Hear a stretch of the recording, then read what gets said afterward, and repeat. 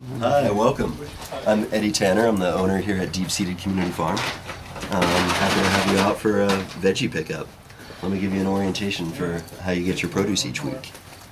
The first thing to do when you come in to get your produce is sign in on the sheet, let us know you've been here. After that, it's just a matter of following the chalkboard around. Everything's arranged in the order that it's listed on the board from left to right. So it is important to pay attention to the numbers on the board because that's how we ensure that there's enough produce to go around to all the members. And there are some items that need to be weighed. We have scales sitting here, you can weigh your own.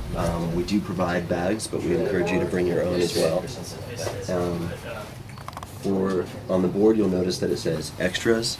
There's a section on the side of the shed where the extras live, and extras basically means take it if you use it, leave it if you don't. It's kind of just a bonus, and each week it's a little different.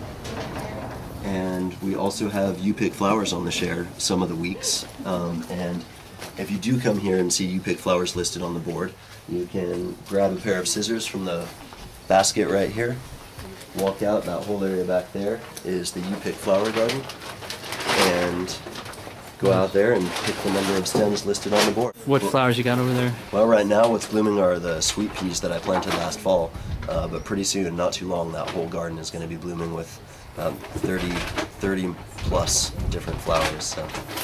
And with the food that's available for pickup this week, what's not yet in season that's coming?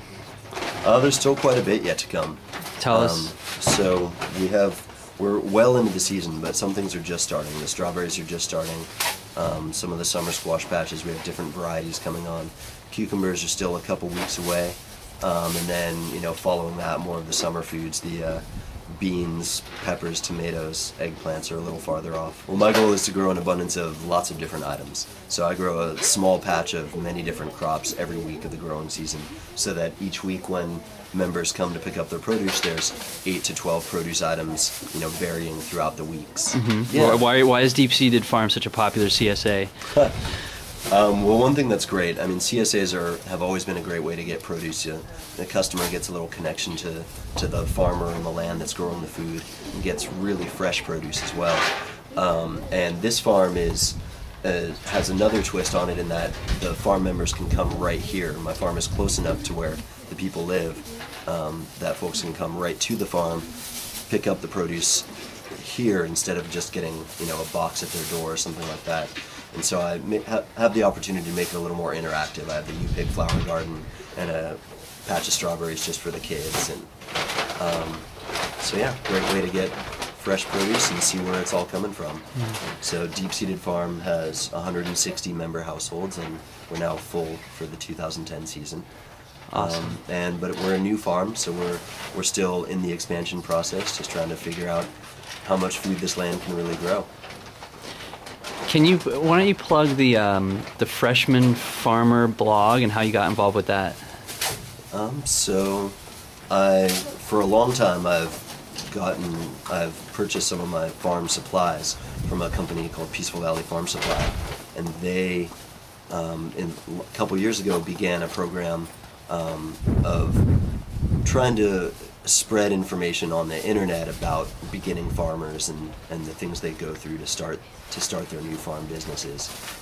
So they kind of gave me an incentive to write blogs and post pictures through their Freshman Farmer website, freshmanfarmer.com, in exchange for a discount on some of their products. So I pass on some of the things I've gone through, and some of the lessons that I've learned, and try to take a lot of nice pictures to go with it. And yeah, it's a fun way to network and see how other people do things. But yeah, we're lucky to live in a community with a lot of small family farms and a lot of great ways to connect to local produce. There's local produce in the supermarkets if you look for it, and great farmers markets, and more opportunities to actually come to farms like this one to get produce.